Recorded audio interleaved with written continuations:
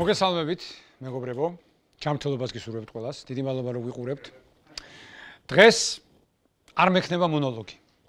დღეს მექნება კვარნოლოგი. ხო, რა, ჩვენი საამაყო ბიჭი პარის სენ-ჟერმენში გადავიდა და არ იმსახურებს ერთ კვარნოლოგს? არ იმსახურებს, ანუ მონოლოგი კი არა, იქნება კვარნოლოგი, კვარადან გამომდინარე. ალბათ ისმის კითხვა, რატო არ მაცვია პარის სენ-ჟერმენის მაისური. მე ნახეთ ნეიმარი რო გადავიდა ბარსადან PSG-ში კი ბატონო ასე ვთქვათ, მაგრამ მე მაინც მიჩვეული ვარ PSG-ს. პარის სენ-ჟერმენში ნეიმარი რო გადავიდა, მაშინ ვთქვი, რომ არასდროს აღარ ჩავიცვავ პარის სენ-ჟერმენის მაისურს თქო. ნუ ეხლა თუ 7 ნომრიანი არ არის და კვარაცხელი არ აწერია უკან და საჩუქრად არ გამომიგზავნეს?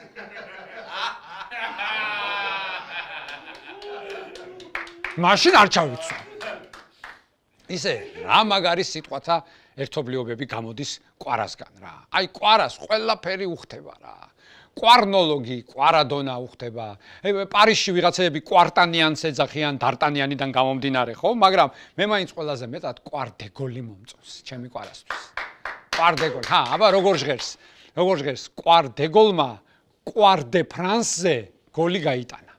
ვიცი ახლა დამიწყებთ დავას და შემეკამათებით რომ კვარ-დე ფრანსი კი არა, პარკ-დე ფრანსი ქვიაო, მაგრამ ამას მე კინოფილმ მონანიებიდან ვარლამ არავიძის სიტყვებით გიპასუხებთ.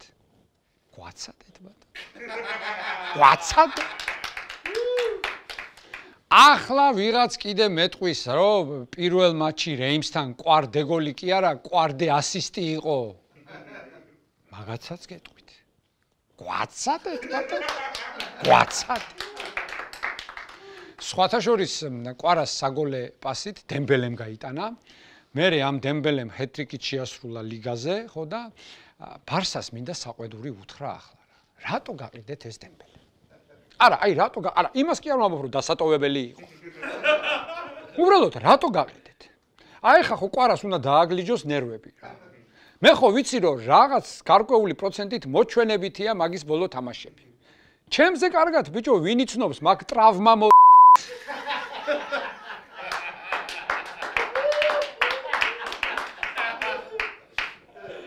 ვაი დემბელე, შე რო ახლა ისეთივე მაზილა გახდე, როგორიც ბარსაში იყავი და ჩემს კვარას პასები გაუფუჭო, პირდაპირ შეიხს დაურეკავ. მე პრინციპში რაღაც უცადო, ხო ვიცი რომ გამაზავს. რაღაც ველოდო, ბოდიში? ბატონო. ალო. გამარჯობა. მე ვარ ოთარი. ლოთარი არა, ოთარი. ხო, მე და მათეუსი სულ გერევით ხო ერთმანეთში. ხო, არა უშავს. მომისმინე, გინდა ლიგა მოიგო. რამ ხელა მოიხვნეშე, შეკაცო. აი.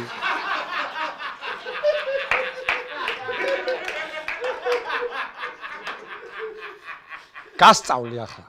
დემბელეს კონტრაქტში ჩაწერე, რომ ყოველ კვარას, ყოველ გაფუჭებულ პასზე 20%-ს დააკლებ ხელფასიდან. რატოა კარგი იდეა და თუ გაგიმართლა, ამ ტაქტიკამ ლიგას მოიგებ.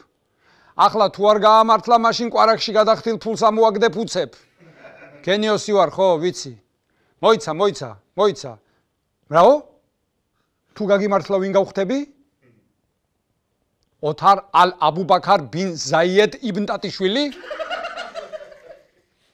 მოიცა, ესეც მექნება? ხო, მაიცა, თავარია ეს გქონდეს, თორე თუ გინდა სულ ტატიშა მეძახე. ხო, კარგი გენაცვალი. მე მგონი შეიხობაც დავირტყი. ისე ხალხო, წელს ჩვენ კვარას თავისუფლად შეუძლია ორი ქვეყნის ჩემპიონი გახდეს. აქ ხო უეჭველი გახდება კაცო პარის სენ-ჟერმენში და იქით თუ ნაპოლი გახდა სერიის ჩემპიონი, იმ ტიტულსაც აიღებს. არა, ძმაო რა. მეგრელის გარდა ამას ვინ მოახერხებდა? არ ვიცი რა. ხო, სხვათა შორის ჩვენი კვარდეგოლი საფრანგეთში დღესდღეობით ყველაზე ძვირადღირებული ფეხბურთელია. პირველივე მატჩში სიმბოლურში მოხვდა. ლუის ენრიკე მასზე აპირებს გუნდის აწყობას. მე მინდა ახლა დელაურენტის აქედან მივმართო.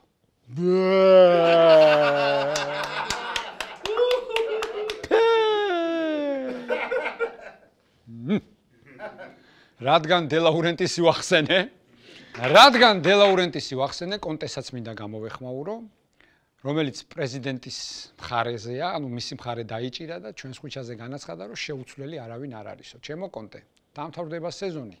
გაგახსენებ მაგ სიტყვებს, სპალეტის, კალცონას და რუდი გარსიას გზას, რომ გაგიყენებს ეგ შენი დე ლაურენტისი. და იმახსოვრე ჩემი სიტყვები. ამას მე გეუბნები. მე ოთარ ალ აბუბაქარ ბინ ზაიედ იბნ ტატიშვილი. ზურაბის ძე. დიახ.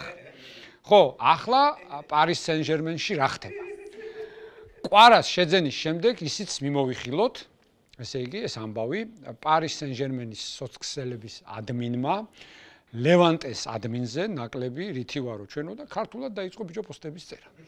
სულ ახლახან მაგალითად ერთ-ერთ პოსტ კომენტარი გაუკეთა ბაზარი არ არისო. შემდეგ დაწერა ყვარა აინთო თამაში დაიწყო. აბა, კარგია, ჩემო ჯერ უცნობო პარის სენ-ჟერმენის ადმინო, მაგრამ ჯერ ბევრი გაქვს სამუშაო. აი, ლევანტეს ადმინს რო უყურებ, ხავის. მაგას უკვე კონდრატე თათარიშვილის იგივე უიარაღოს რომანებიდან მოყავს ციტატები.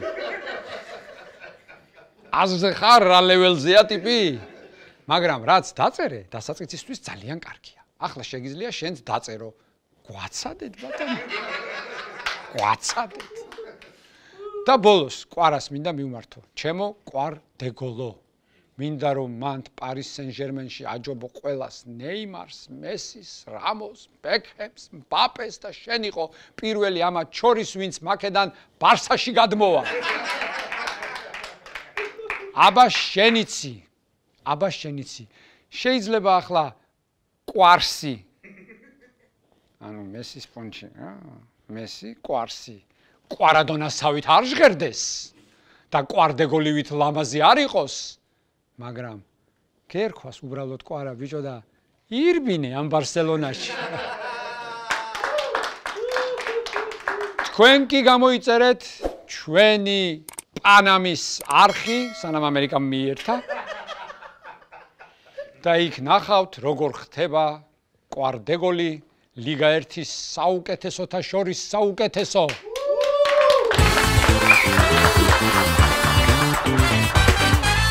მე შეგახსენებთ რომ ჩვენი გადაცემის სპონსორია კომპანია ლიდერბეთი, დიდი მადლობა ლიდერბეთს. ასევე მოგახსენებთ რომ ჩვენი მხარდამჭერია მულტიფუნქციური სპორტული კომპლექსი ლიდერ სპორტ არენა, სადაც ჩვენი სტუდიაც იმყოფება. დღეს მართლა განსაკუთრებული სტუმარი მყავს, რომ დაურეკე და დავპატიჟე, მითხრა რომ იცი რა, უკივემზადები რაღაც ტურნირისთვისო, მაგრამ ნუ მოვალო, ხო, იმიტომ რომ დიდი არაფერიო, 90 კილომეტრი უნდა გავიარო ველოსიპედით. მოკლედ, თამილა შარუხიაა ჩემი სტუმარი. მოგესალმებით, დავბრძანდით. ძალიან საინტერესოა თქვენთან საუბარი. ესე იგი, როგორ ბრძანდებით პირველ რიგში მითხარით? გადასარევად 2 კილომეტრი ვიცურე და მოვედი ამ დილით კარგი ენერგიით. 2 კილომეტრი. 2 კილომეტრი ფეხით არა გავლილი ბოლო 5 წელი გელაკორძაძეს. ხო, მაგრამ ჩვენ ხო გელაკორძაძეს არ ვედრებით. ჩვენ არ ვედრებით გელაკორძაძეს. მართალია, ჩვენ ვედრებით, ვის ვედრებით აბა? ვის ვედრებით? ჯამთელ ხალხს. დიახ. ჯამთელ ხალხს. სულხან ნამჩევაძეს პირობით. ჯამთელ ხალხს. კარგით. ახლა მოდი სანამ თქვენს ასე ვთქვათ ბოსფორის გადაცურვაზე ვისაუბრებ, მანამდე მომიყევით დიდი არაფერი რო არ არის ის ტურნირი, რა ტურნირია და რატომ მიდიხართ და რა მოლოდინები გვაქვს. ეხლა მივდივარ დუბაიში. რაღაც სპონტანურად გადაწყდა, ჯერ დუბაიში ნამყოფი არა ვარ და ნუ გადაფრენებს თუ არ ვიგულისხმებ. სატრანზიტოს. სატრანზიტო, დიახ. დიახ. მადლობა. და მინდა რომ ეს რატომ მივდივარ, ხო იცი, დასაზვერად მივდივარ. ეხლა რომ ვნახო რა ხდება. რომ შემდეგ წელს წავიდე უკვე საპრიზო ადგილზე გავიდე. ეხლა წავალ 90 კილომეტრს რა უნდა გავისეირნებ. შევხედავ რა ხდება. და მოკლედ ჩამოვალ და მე მოგიყვებს რა ხდება. ისე, არ ვიცი, ხა იმედი არ დაგჭირდებათ, მაგრამ იბნ აბუბაქარ იბნ ზაიდ ტატიშვილის მეგობარი ვარ თქო, იქ უთხარით და მოგხედავენ, მე უკვე იქ მიღებული კაცი ვარ არაბულ ქვეყნებში. 90 კილომეტრი იმ სიცხეში უნდა იაროთ ველოსიპედით? კი, სიცხეში. თუ დახურული სივრცეა რამე? არის დახურული სივრცე ტრასაზე და სხვათაშორის ძალიან კარგი მოგეხსენებათ, რომ იქ ტრასები, გადასარევი ტრასებია, გადაკეტილი იქნება გზა, იქნება უამრავი მონაწილე და ჩემთვის თან გამოცდილებაა, რომ ამდენ ხალხში ველოთი გავიარო, იმიტომ რომ ეხლა წელს მქონდა ეგეთი შემთხვევა, რომ ნახევარ აირონმენი მქონდა ანტალიაში. მე მიჩვეული ვარ უფრო მარტო დავდივარ ხოლმე სავარჯიშოთ ველოთი და როცა მივდიოდი ველოსიპედით, იქაც 90 კილომეტრი მქონდა, ჯერ ვიცურე 2 კილომეტრი, ეს ნახევარ აირონმენზე, შემდეგ უცებ ამოდიხარ გიდროკოსტუმით ვიყავი, უნდა გამოიცვალო ეს გიდროკოსტუმი, თან ვცდილობ რომ ეს დრო არ დაკარგო, ეს უცებ უნდა მომეწეპა ეს გიდროკოსტუმი, ძლივს მოვიხსენი, ძლივს, ნუ უცებ. თან ჩაცმული ხარ უკვე ველოსიპედზე. ჯდები ველოსიპედზე. მირბიხარ ამ ველოსიპედით ჩქარა 90 კილომეტრს ბოლა გაქვს. ეს ტრიატლონია, ხო? ტრიატლონია, ოღონდ ქვია დიდი მანძილია. ტრიატლონი არის პატარა მანძილები, ხო? უფრო სპრინტია და მესამე კიდეა რამე? მესამე არის. თუ მარტო ველოსიპედი. მესამე არის, არა, მესამე სირბილი, ნახევარ მარათონი 21 კილომეტრი. სირბი ცურვა და რომ მიდიხართ ბოლოს ფინალზე არ ეშპაგავებით ვინმე ეს? იქ ასე არ გხვდება თვინმე და? ეგ არ ვიცი, ჯერ არ არის ეს. ჯერ არ არის. ხო, მოკლედ ესე იგი, ცურვა, ველო და სირბილით მთავრდება. სირბილით მთავრდება და ეხა უკვე დარეგისტრირებული ვარ, საფრანგეთში მივდივარ 29 ივნისს მექნება ნიცაში, ავირჩიე მეტი ჩარარო ვარ, ყველაზე რთული მარშრუტი, რატო რთული გეტყვით? 2400 მეტრი აღმართი ეს წარმოიდგინეთ, სამჯერო დიდგორზე ახვიდე, ჩამოხვიდე, ნუ მე დიდგორზე ვარჯიშობ ხოლმე ველოთი. და სირბილში, იმიტომ რომ ველოთი ადიხართ დიდგორზე? კი, ავდივარ და დოლიძიდან გავდივარ. ეს მთელ ტრასას ავდივარ, მე ავდივარ დიდგორზე, ჩამოვდივარ იქეთ კოჯორით და ბრუნდების სახში ერთი წრე გამოდის 105 კილომეტრი. სადმე? არა, გვატემალაში ხო არ შეივლით ხოლმე? გვატემალაში არა, მაგრამ ორჯერ ირემი გადავიხდა დიდგორზე და მე და დაიჭირეთ. არა, შეეშიდა იმას ჩემი მემისი. ირემი. ხო, და აირონმენი ახსენეთ, ნახევარი აირონმენიო და ბოლოს ხო გახდით თქვენ აირონმენი? მე გავაკეთე ნახევარ აირონმენი, ეხლა გავაკეთებ სრულს. რისი გადალახვაა საჭირო რომ სრული აირონმენი გახდეთ? ეხლა სრულს რასაც მე გავაკეთებ 29 ივნისს ეს იქნება 4 კილომეტრი ცურვა. თან იცით რა, ყველაფერს მისი ტექნიკა უნდა. ისე უნდა განსაზღვრო ეს შენი ცურვა, რომ ფეხები ძალიან არ დაგეგალოს. ხელებზე იყოს მეტი დატვირთვა, იმიტომ რომ ამ ფეხებს შემდეგ ძალა ადგია იმაზე, რომ ველოთი უნდა იარო 180 კილომეტრი. 4 კილომეტრი ცურვის შემდეგ 180 კილომეტრი ველოსიპედია და შემდეგ სრული მარათონი 42 კილომეტრი უნდა ირბინო და ნუ ძალიან რთულია. გაქვს 17 საათი მოცემული. 17 საათი. 17 საათი უნდა ჩაეტევო. მე ახლა 17 საათს რა თქმა უნდა, არა, ნუ 13 საათ ნახევარში უნდა ჩემი განზომილებით ესე უნდა მოახერხო. 180 კილომეტრს ემელით რო გავდივარ ხოლმე კარდიოგრამა მაქვს გადასაღები. რო გადმოვდივარ მანქანიდან. ნუ ეხლა მანქანა ცოტა ხმამაღალი ნათქვამია ჩემს ავტომობილზე. მაგრამ ყოველ შემთხვევაში სირბილს ხო ჯობია. კარგი, 20-24 წელს გახდით ამ წლის პირველი ქალბატონი, ვინც გადაცურა ბოსფორი. თქვენამდე გაუკეთებია ვინმეს ეს? გაუკეთებია ორ ქალბატონს, მე არ ვიცოდი თუ ეს. მაგრამ არა ამ წელს, არა 20-24. მაგრამ არა 20-24. ხო, გაუკეთებიათ ორ ქალბატონს. ისინიც აირონმენები არიან? არა, აირონმენები არ არიან, უბრალოდ გადაცურეს ცურავენ. ბოსფორზე საერთოდ ესე ამბობენ. ბოსფორის გადაცურვა უფრო იოლია, ვიდრე ბოსფორზე დარეგისტრირება. გეტყვით რატომ? მთელ მსოფლიოს უნდა რომ დარეგისტრირდეს. მაგრამ შეზღუდულია მონაწილეების რაოდენობა. რატომ? იმიტომ რომ ორგანიზატორებს არ აქვთ უსაფრთხოებას ვერ დაიცავენ, ამიტომ 2600 კაცს აძლევენ ნებას და წელს იყო ყველაზე მეტი 2800 ადამიანი მთელი მსოფლიო რეგისტრირდება და რაღაცა 10 წუთში უნდა მოასწრო დარეგისტრირება, იმიტომ რომ არის მომენტი რომ ყველა ხო რეგისტრირდება. ეს ეკრანის შეშტება თანხას არ ჭრის. ნუ მოკლედ ძალიან პრობლემურია, მაგრამ დავრეგისტრირდი. ამ წვალებაში კიდე იქეთ $500 ღირს ეს თანხას რატო არ ჭრის? ბილეთები ჯიზე რეგისტრირდებით? ბილეთები ჯიზე უფრო მარტივია და თანხის ჩაურეჭრა. ყველა აი ეს ტანჯვა წამება რაც მე დაგი ჩამოგითვალეთ ტანჯვა წამება და მაინც ბედნიერი მიდიხართ ამ ტანჯვა წამებისთვის. ძალიან ყველაფერი თანხასთან. ისე აირონმენი რო გახდებით თქვენ, მე გირჩევთ რომ ჩვენ მყავს როკ ჯგუფი ჩვენი. ბლეკ კორძაძე, ასე ქვია. ხო და აირონის ხო ცნობილი სიმღერა რო არის. დან დან დან დან დან დან აირონმენი ვიღაცა ხო უნდა იმღეროს ეს. აი ბლეკ კორძაძე წაიყვანეთ. ხო, ოღონდ შაურმაში პომიდორი არ უყვარს. ეს გაითვალისწინეთ. ძალიან გთხოვთ ეს გაითვალისწინეთ. ეხლა თუ მე გვიცნობ ქალბატონებს უყვართ აუზი, უყვართ რუჯი, კოქტეილები, ასე შემდეგ. თქვენ ეს თვით გვემა რატო გაძლევთ ამდენ სიამოვნებას განიჭებთ? იცით რა, მე გეტყვით რომ კოქტეილები ძალიან მიყვარდა. მიყვარდათ? კი, მიყვარდა. ხო. და ისე მომწონდა რომ ზომას ვეღარ ხვდებოდი ხოლმე და გადავწყვიტე რომ საერთოდ ამოვიღო ეს კოქტეილები და გადავერთო სრულად სპორტზე.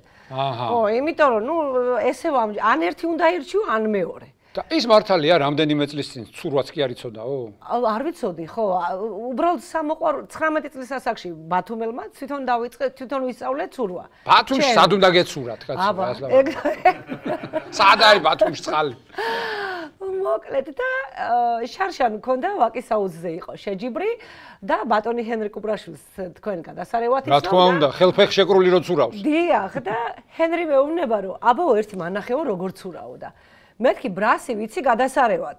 ბაყაყური. კი, ბაყაყური, გადასარევათ ვიცი და ის კროლი არ ვიცი მეთქი.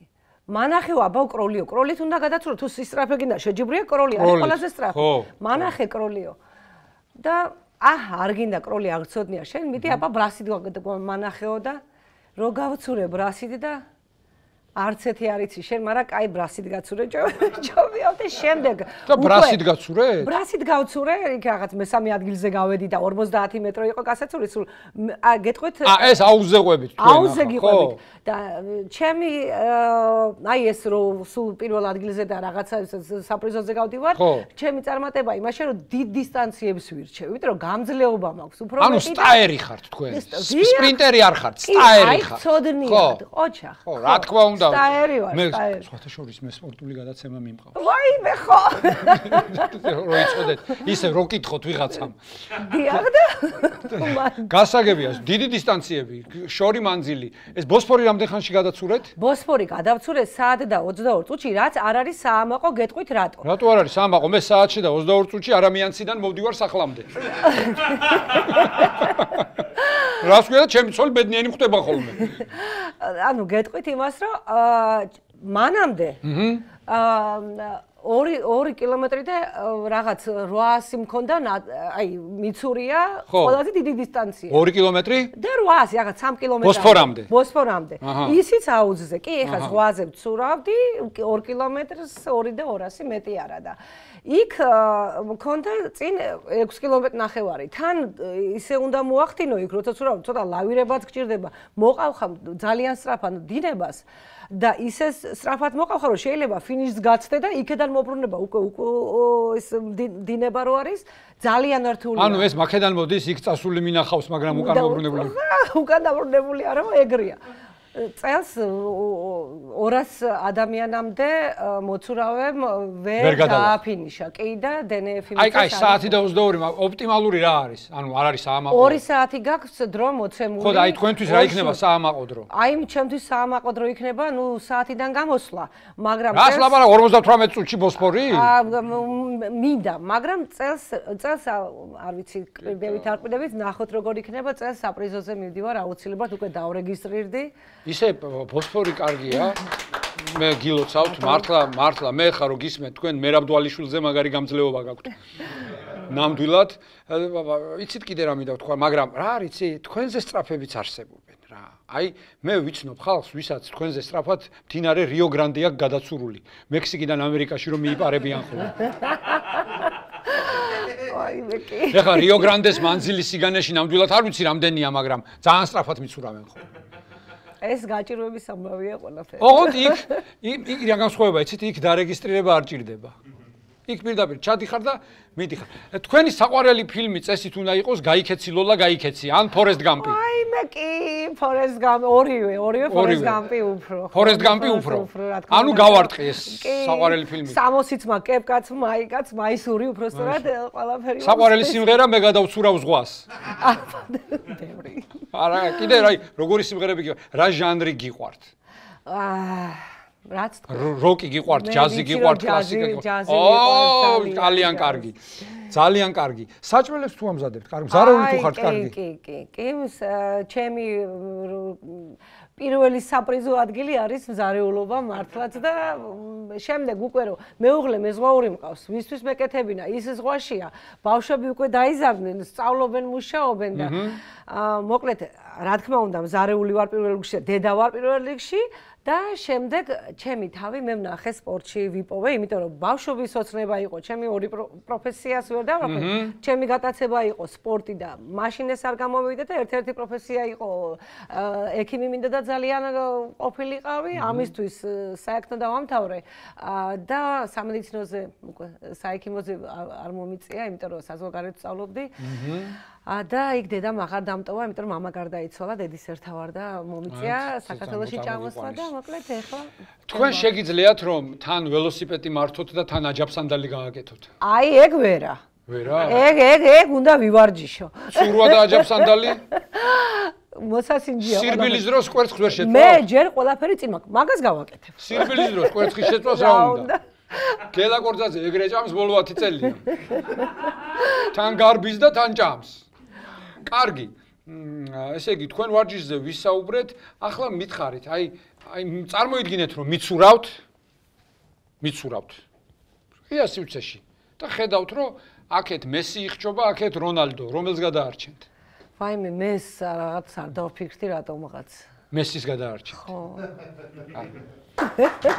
დაუფიქრებლად გითხარით. ხო, მაგრამ მე რონალდოც გადავარჩინოთ ახლა ჩვენ ჰუმანისტები ვართ, მაგრამ პირველს იმას გადაარჩენთ. იმან ცოტა ყლაპოს წყალი.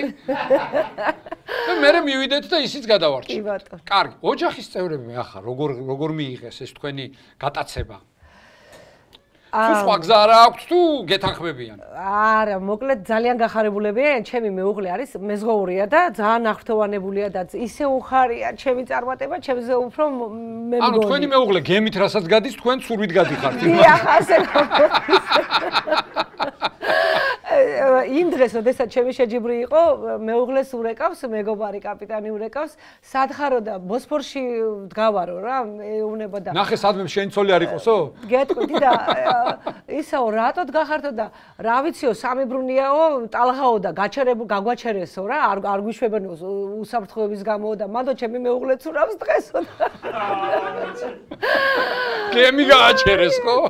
ანუ იქ საერთოდ უნდა გაჩერდნენ გემები, 2 საათით ჩერდება ეს მოძრაობა უსაფრთხოების გამო, რომ გადმოვხდი და რომ მივცურავდი ტრაპიდან, ის არის პლანქტონია, სადაც ჩიპი გვაქვს ფეხზე, იმ ჩიპმა ხო კიდე დამტანჯა, სულ მეგონა რომ შემეხსნებოდა. თუ ჩიპი აფიქსირებს გადმოხტომის დროს და ფინიშის დროს. და იქ შენი დრო, მე დიდი ეკრანია, იქ ეწერება რამდენ დროში დაფარე ეს მანძილი. რო ჩახტეთ, ხვიდეთ, გადაფრინდეთ და მე ფინიშზე ჩახტეთ. მე ვიფიქრე მასე, მაგრამ არაო, მასე არ ხდებაო და თქვენამდე ვიფიქრე მაგასე და რომ მივცურავ, ერთი 50 მეტრო მაგ გაცურული და ვხედავ, აქ და help, ქალი, ჩინელი ქალი, ფოტოც მაქვს იმ ქალთან გადაღებული. მე მეგონა რონალდო. არა, მეტარი. რო ყოფილიყო მივიდოდი. და ეს ჩინელი ქალი ყვირის და ქუდი უნდა მოიხადო, მაგ დროს ქუდები გაქვს კიდე და ქუდს გაძლევენ. თან როგორ ქუდს გაძლევენ? ასაკის და მიხედვით. ყველაზე ასაკიანის ქუდი მომიწია. და ეს აფრიალებს ქუდს, რომ ეს ნიშანია მაშველებისთვის, რომ მოვიდნენ და ამოგიყვანო და ბიჭო, ხედავ ახლა მე თვითონ არ ვარ კარგი მოცურავე. მივიდე იმან ჩამithრიოს $500 მაგა გადახტილი იმაში მონაწილეობაში.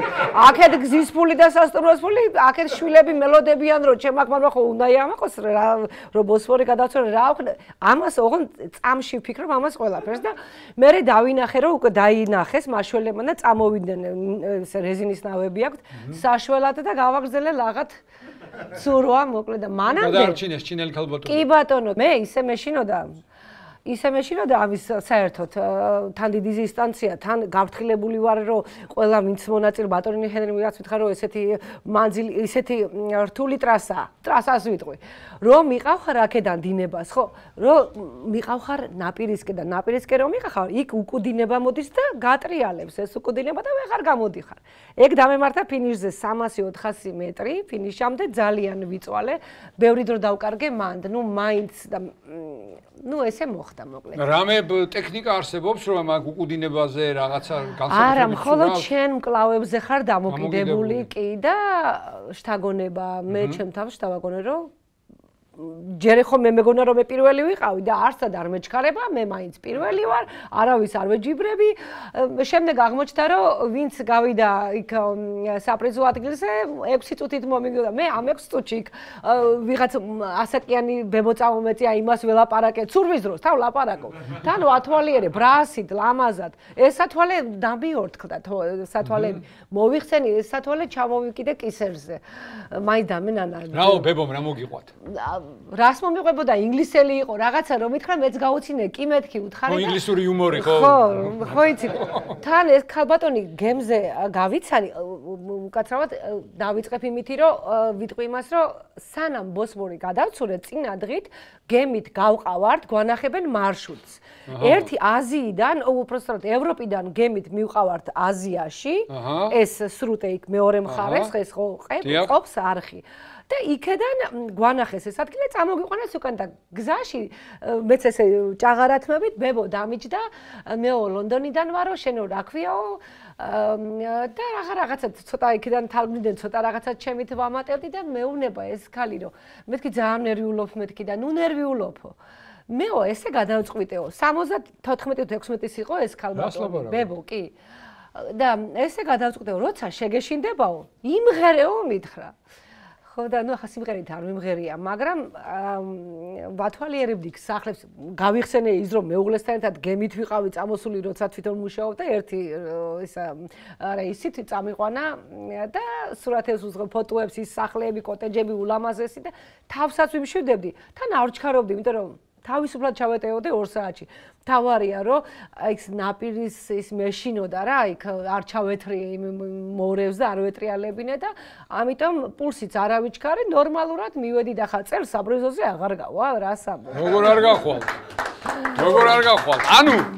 ანუ ასე ბოლოსკენ, ჩვენი საუბრის ბოლოსკენ რო ვთქვათ, თქვენი მთავარი გამოწვევა რა არის, რომ საპრიზოზე გახვიდეთ? აუცილებლად, იმიტომ რომ ხო უნდა დავამტკიცო რომ მე ყოჩაღი ვარ, აბა როგორ. თქვენ ერთი რამე უკვე ნამდვილად დაამტკიცეთ, აი კიდევ ერთხელ დაამტკიცეთ, რომ სუსტი სქესი არ არსებობს. ნამდვილად არ არსებობს. თამილა შარუხია იყო ჩემი სტუმარი. გადაცემის წარმდგენია ონლაინ სპორტული ჟურნალი ლიდერ სპორტი. ყველაფერი სპორტის შესახებ.